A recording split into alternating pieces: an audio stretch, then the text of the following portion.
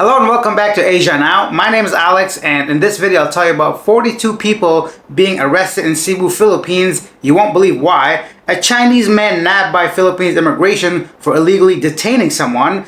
A new bridge connecting Lapu-Lapu to Cebu City itself. Plus much more, starting with the USD to Philippines exchange rate. We haven't covered this in a while because there hasn't been any changes. But today, the USD surpassed the 56 peso exchange rate. That's why I brought that. Let's jump straight into our first story. So I saw this story come up on my feed, but it was in Tagalog. When I translated, I'm like, yeah, that can't be right. So I dismissed it. Later on, I saw the same story with some photos, and I had to talk about it. In Cebu City, 42 people are arrested for betting on spider fights, a local activity called Kaka. Police were tipped off by a resident who reported the noisy gathering. The arrested group, aged 18 to 46 years old, included unemployed men, a delivery worker, and a meat vendor. One suspect named Japoy regretted joining, fearing he might lose his job. Police seized 32 spiders and improvised fighting arena and over 2,000 pesos. All suspects face charges for illegal gambling under Presidential Decree 1602.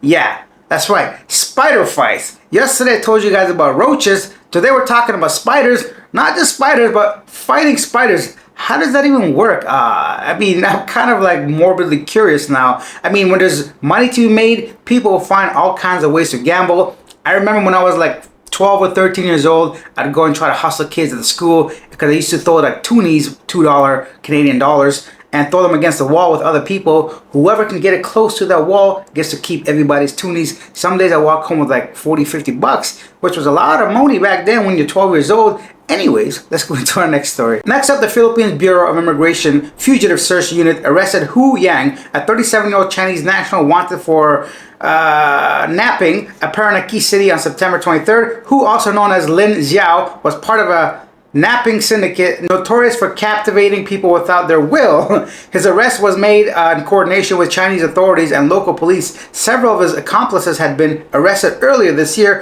whose passport has been revoked, and he will remain in local police custody while facing charges in the Philippines. By now, we should have a good understanding about pogos, illegal gambling, and syndicates, and if you guys have watched this kind of news stuff. So this is just another person, I guess, in charge of trying to get people to pay up or maybe get the money. I'm just assuming, but I know a lot of times individuals from certain nations, let's just say Chinese people, go ahead and do this against their own kind of Chinese people. Not often against like foreigners and tourists like Americans and Canadians. Usually it happens with like unpaid debt or some kind of agreement, and just obviously different kinds of crimes. And then Lapu-Lapu Expressway construction to start in 2025. The construction of 9 billion Lapu-Lapu Expressway is set to begin in 2025 with a target start of development before the midterm elections. The project, which will be undertaken through a public-private partnership between the Lapu-Lapu City Government, Premium Megastructure Inc., and Manuel V. Pangilinan MVP Group, is expected to ease traffic and boost the local economy in Lapu-Lapu City. The 12-kilometer 4-lane elevated expressway will link the Pilipag Bridge to the Mactan Cebu International Airport, passing through barangays. Once completed, the LLEX expected to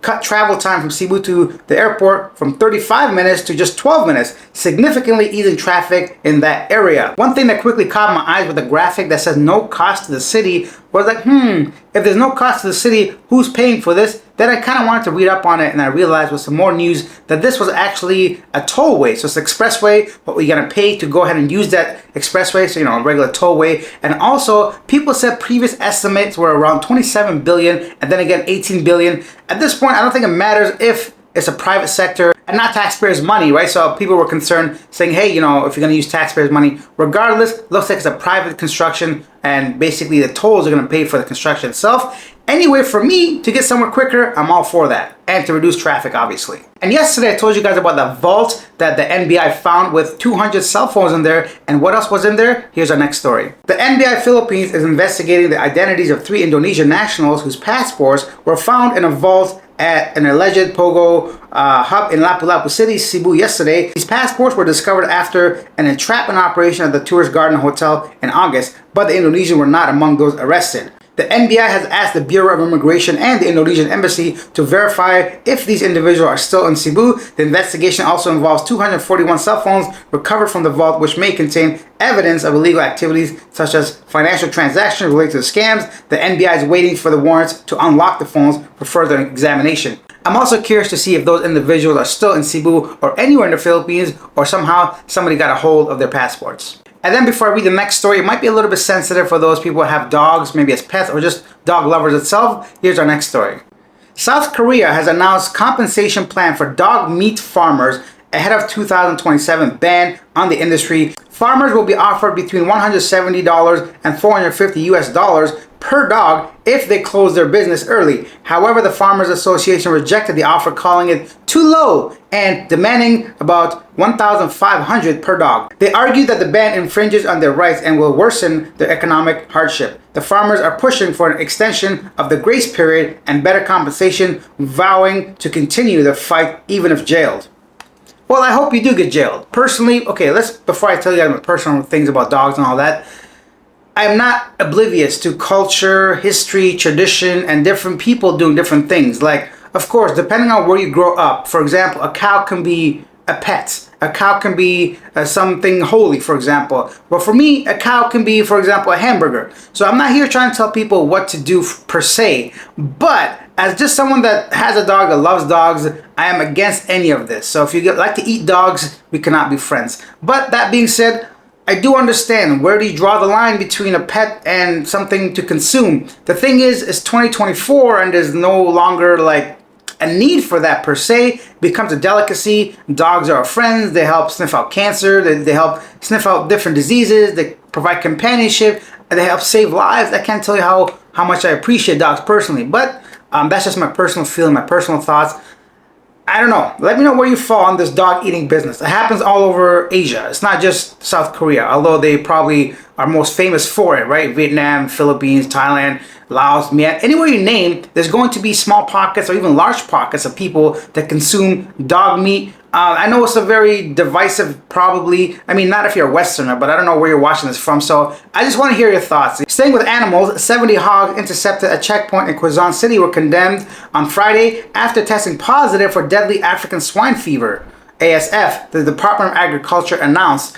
I don't know what African swine fever is, but it sounds bad. And also, I don't really know what a hog is. I thought hogs and pigs are the same thing, but I have to look that up. So we don't want none of that. Next up, the Department of Education Philippines announced they're doubling vacation service credits for teachers from 15 to 30 days. Under the new guidelines, teachers are allowed to offset absences due to sickness or personal reasons, or to cover salary deduction during vacation periods. Awesome. The more days paid off for teachers, the better. I know many countries around the world do not appreciate the teachers as much, so they've gone ahead and doubled their days, which is awesome.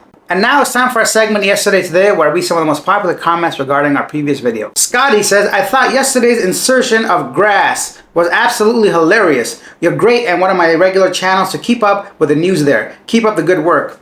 Well, thank you, Scotty. And if you guys are appreciating it, don't be shy. If you're new, hit that subscribe button, hit that like button. Let's read our next comment. Edgar says, I remember last March I traveled to Manila from Cebu for a VA hospital appointment, and I witnessed airport personnel spraying in some areas for bed bugs. This is regarding the Naya airport yesterday, where I said it's in dire need of an upgrade. And lastly, Ian says, cockroaches. Nope. On my last trip to the Philippines, I sat down at a Filipino-run Indian food restaurant. As I waited for my order, I heard a screech that curdled my blood. In an instant, there was a black stream of cockroaches flowing from under the kitchen door. Not hundreds, thousands. And speaking of doors, I was out of the door and down the road. Yeah, I'm not even gonna try to picture that. And that's it for this video. Leave your thoughts down below regarding any of the stories I covered today. If you take the time to write it, I'll take the time to respond. I'll see you guys tomorrow, maybe. If not, I'll see you guys Monday. Bye.